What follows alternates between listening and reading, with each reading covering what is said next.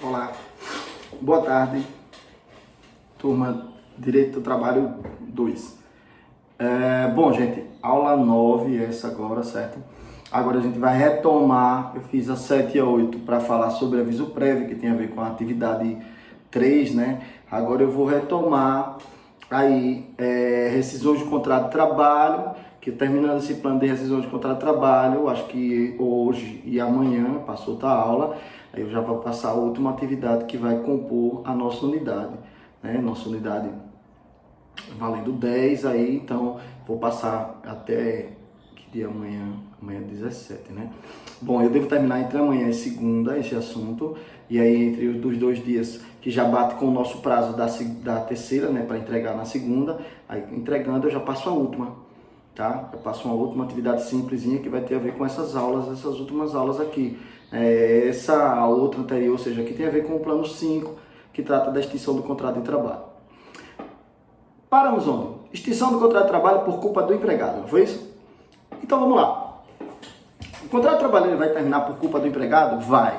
Artigo 482 diz as modalidades. A gente parou no item D de dado, que é quando o empregado sofre uma condenação criminal desde que passado em julgado e que não haja suspensão da execução da pena, porque se houver suspensão da execução da pena, ele pode trabalhar, tá? Paramos aí.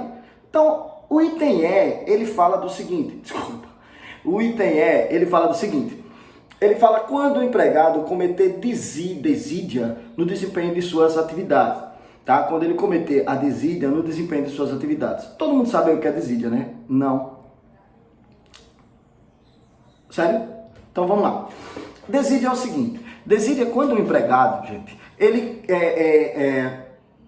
não está querendo, né, contribuir para as atividades da empresa, joga corpo mole, desobedece aquelas prerrogativas que tem que ser feitas, não toma cuidado com o seu trabalho, né? O empregador coloca algumas determinadas atribuições ou tarefas, ele faz não como ele pediu, faz de outra forma, dá um resultado errado, causa um prejuízo ao empregador, ou seja, ele não manifesta interesse em trabalhar.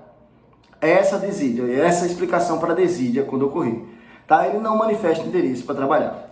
Só que a desídia, ela, segundo a doutrina, exige uma gradação de comportamento, uma repetição da comportamento. Já é obrigado a acontecer isso? Não, mas gente, tem que observar a proporcionalidade, né? Então, se a primeira vez o empregado está dessa forma, era melhor que o empregador chegasse e lhe desse uma advertência. O empregador chegasse, lhe desse uma advertência, disse, não sei o que, por escrito, ou seja, documenta, né? Lembre disso, sempre documentar, né? Sempre o empregador é bom documentar. Então ele documenta aquela situação toda e tal, não sei o que, então, até chegar na condição, esse não tem jeito, né? Esse aí não tem jeito, essa alma é cebosa, ela não vai continuar mais aqui e dá a justa causa. Tá? E aí sim vai dar a justa causa. Mas até chegar lá dá para se conversar, entendeu? Então dá para se conversar e vai dando vai obedecendo aquela gradação de punibilidade, né? Uma advertência, suspensão do contrato. Isso então, se continuar insistindo, professor, eu quero logo botar para fora, que eu já conheço de longe esse tipo de gente. Então, pode ser que a sua atitude seja desproporcional, mas se qualificar como desídia, né, se qualificando ou inqualificando como desídia, tudo bem, pode ser que isso seja revertido na Justiça do Trabalho, né? Pode ser que o empregado consiga na Justiça do Trabalho provar o contrário. Não, aconteceu uma única vez, né? Eu estava desatento, estava com problemas em casa e tal, e uma única vez aconteceu isso. Olha o risco que é, né? Então é bom dar a segunda chance ali e tal, não sei o que. Só se na primeira já tiver certeza mesmo, aí você vai por esse lado, tá? Letra F. Embriaguez habitual ou em serviço. Embriaguez habitual ou em serviço. Aí eu faço um contraponto. Tá, gente? A embriaguez que eu acho, que a doutrina acha que justifica a justa causa, seria no serviço. Porque, de fato, a embriaguez no serviço, né, estaria desestruturando, né, o bom convívio que existe entre as partes e tal ali. Então, de fato, é um mau procedimento também, tá? Então, a embriaguez em serviço, né? Essa, acredito eu que... Mas a embriaguez habitual, é reconhecidamente pelo próprio INSS como uma doença. E talvez, estando no serviço, esteja doente. Tá? Então, se é uma doença, o empregador não deveria colocar para fora o empregado. O empregador deveria fazer o quê? Afastar o empregado. Se está relacionado ou não com a atividade, paciência, mas ele está doente, gente. Tá? Então, hoje já a embriaguez habitual já é classificada naquela CID, né, como uma doença, né, aquela classificação internacional das doenças. A embriaguez habitual já está classificada e o INSS já admite o afastamento do empregado por embriaguez habitual. Então, ele já reconhece que é essa doença, que há essa doença.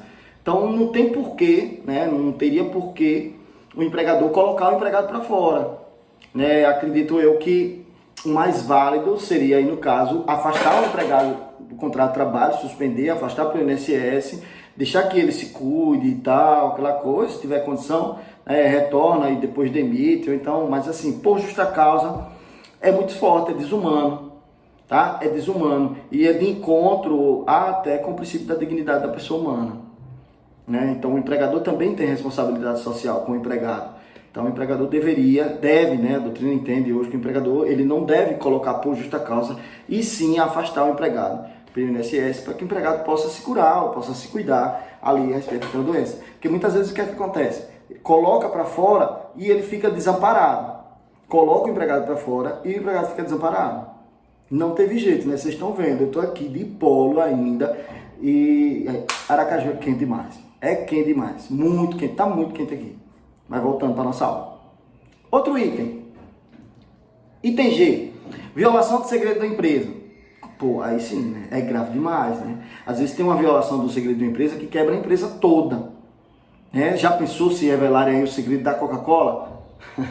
Já tentaram, né? Então, mas já pensou? Então, esses segredos que a empresa detém, né? É uma responsabilidade, né? Quebrou o quê? A confiança.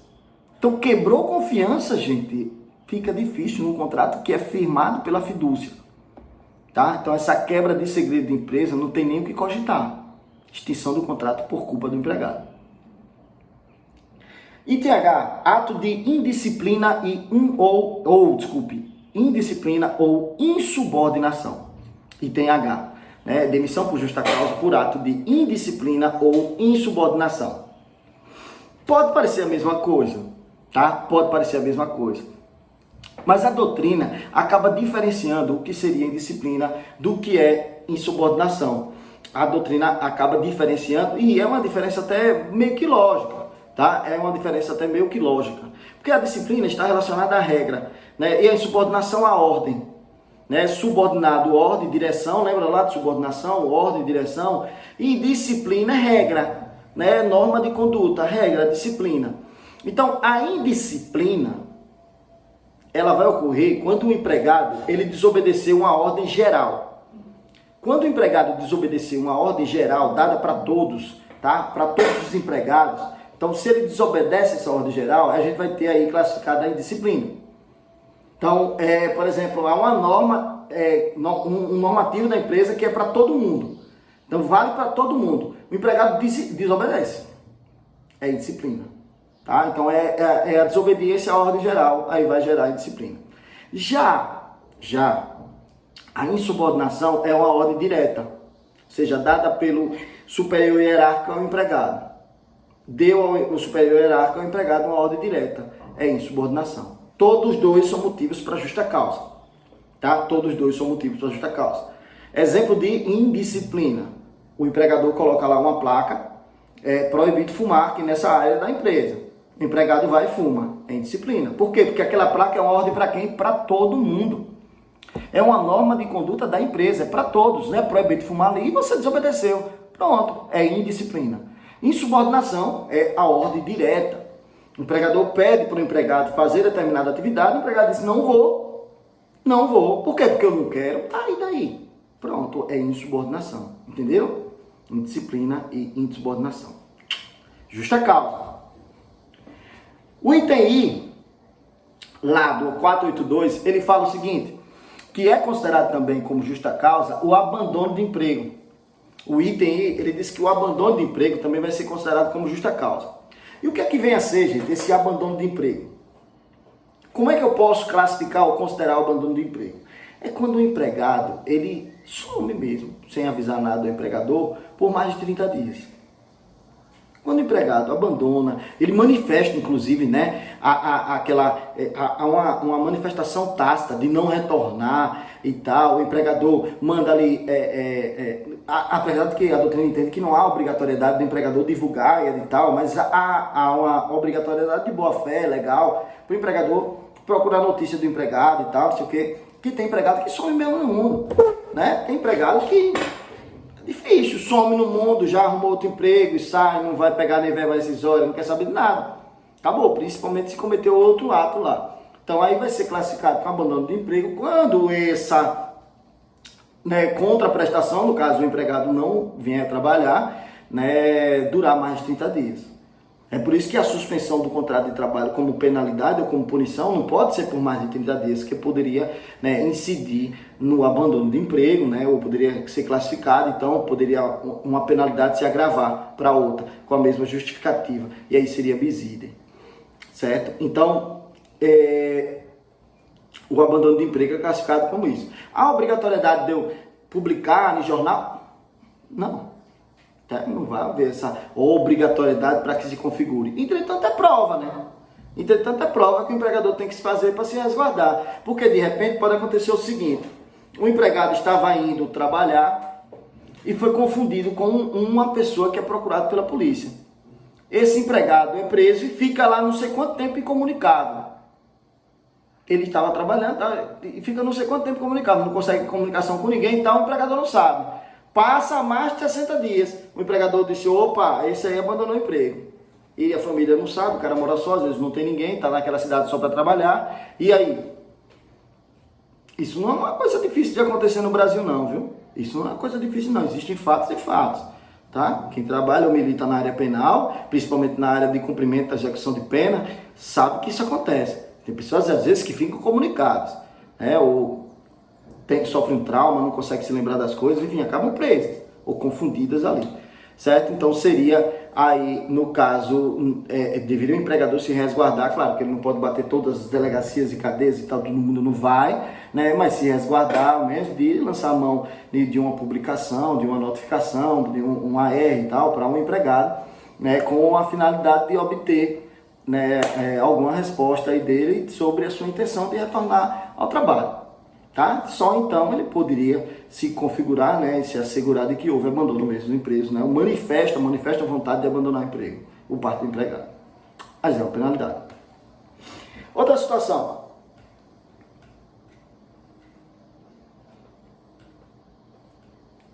Estava olhando aqui, colando a súmula 32 do TST, que fala do prazo de 30 dias que eu falei para vocês, tá? Súmula 32. Outra situação. Item J.